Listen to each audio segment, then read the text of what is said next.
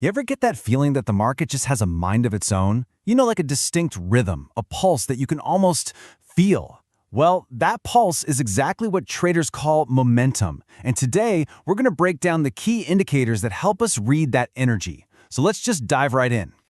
So here's our game plan. First, we're going to start with the big idea. What is market momentum? Then, we'll build up our toolkit piece by piece with three really powerful indicators: the RSI, the Stoke RSI, and the bull market support band.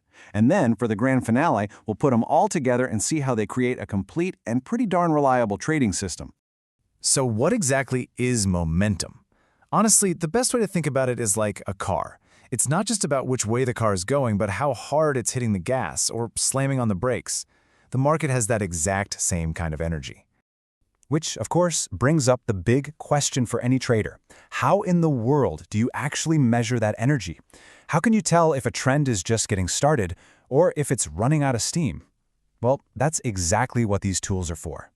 The answer is in a set of tools we call momentum indicators. Look, their whole job is to measure the speed and the raw intensity of price moves.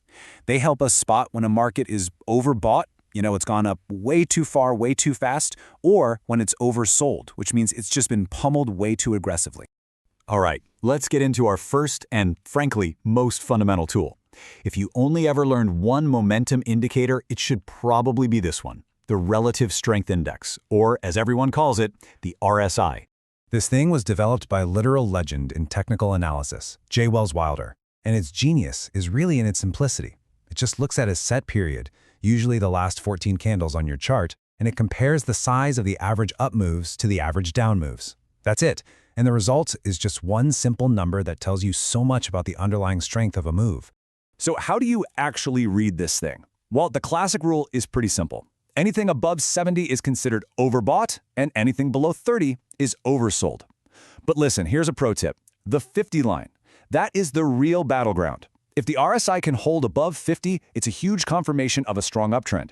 But if it's stuck below 50, you know for sure the bears are in control. Okay, now let's build on that with our next tool. If the RSI is our steady, reliable sedan, then the Stochastic RSI is like the high-performance sports car. It's way faster, a lot more sensitive, and it's really designed for a very specific purpose. Now, here's the key difference. The Stoke RSI, it doesn't even measure price directly. Get this, it's an indicator of an indicator. It looks at the current RSI value, and it just asks one question. Where's this reading right now compared to its own recent highs and lows? And that little trick is what makes it so incredibly responsive to even tiny shifts in momentum. So yeah, this is your classic tortoise versus the hare story. The RSI, the tortoise, gives you these slower, smoother signals about the big picture trend.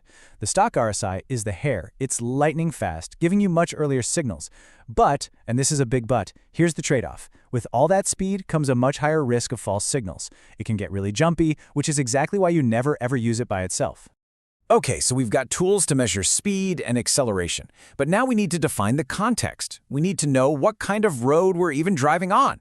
Is this a bull market or a bear market? That's where the bull market support band comes into play. Now, this indicator isn't about speed at all. It's all about the market structure. It's a beautifully simple concept, really.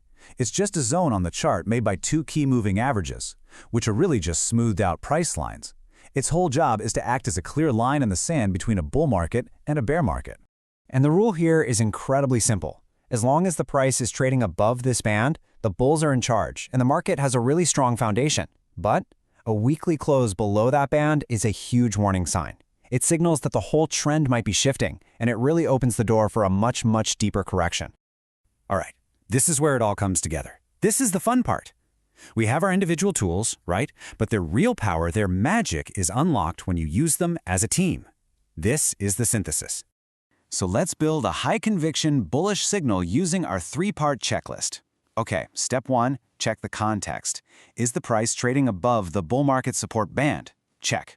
Good. Step 2, check the strength. Is the RSI holding strong above that 50 line? Excellent. Check. And step 3, the timing. Is our super-sensitive Stoke RSI just starting to curl up from an oversold level? When all three of those things line up, boom, you've got an incredibly robust signal. And the source material really just nails it. It's not about any one indicator being right, it's about all three of them telling you the exact same story at the exact same time. That alignment, that's what creates a truly powerful bullish confirmation and helps you filter out all the noise. And really, this is the key takeaway for your own trading. By combining indicators, you create a powerful filter. Each tool confirms the others, and that just drastically cuts down on the false signals you'd get from any single one. It's the same principle that advanced trading systems use. The goal isn't just to follow one little signal, but to get your decisions perfectly in sync with the market's true rhythm. And that brings us to maybe the most important point of all. Please remember this. None of these indicators are a crystal ball. They don't predict the future. Their only job is to reveal the market's energy right now, in this moment. Think of them as tools for diagnosis, not for prophecy. By understanding how these tools work together, you can start to anticipate when a trend is getting exhausted, you can recognize real strength, and you can make decisions that are truly aligned with the market's flow. So, the question I'll leave you with is this. Are you really listening to the market's rhythm?